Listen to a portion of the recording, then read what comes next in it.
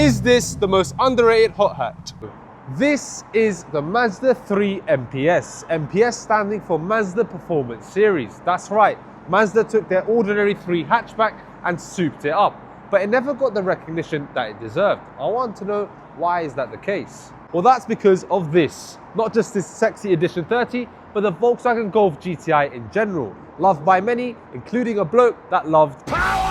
See, that bloke even went on to say that this is the world's best hot hatch, and as a result, the Golf GTI was a massive success, and it casted such a large shadow over the MPS. But it's still surprising, considering it came with this, the 2.3 litre 4-cylinder turbocharged engine, producing 256 horsepower and a staggering 380 Newton meters of torque.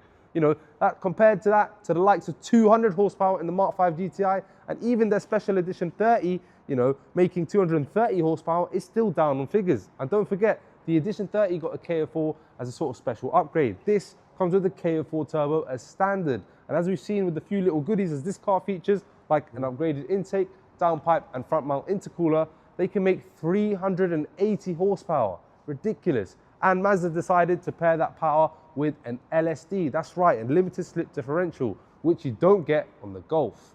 Let's have a listen to that 2.3. So not only does the MPS perform better, but it also sounds better than the GTI. So where is the shortfall? Is it the interior? Well, inside the MPS isn't exactly its strongest point. No, that's where it really shows its Japanese side in terms of interior quality and design. It is really quite dreary in here, but you do get standard kit, as you know, Bose stereo system and good Recaro seats as well. And not to mention, the owner has shown that you can transform the interior, as he's added a nice CarPlay screen and these lovely boost gauges. So yes, admittedly, the Mark 5 interior has aged better, but I still don't think that's the reason why the MPS lives in its shadow.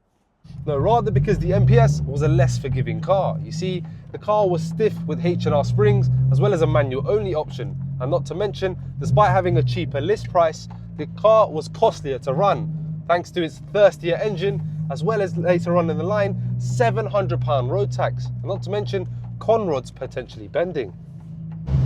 So the MPS really is a bloodhound of a hot hatch. True, it's not as well rounded as the GTI, but it offers a hardcore experience, offering extra performance, you know, and that may appeal opposed to your usual elbow delete DSG queefers. No, this car is truly for a hardcore enthusiast, as long as you confirm to road tax. If you guys enjoyed the review, please follow. But for now, I've been Carman now.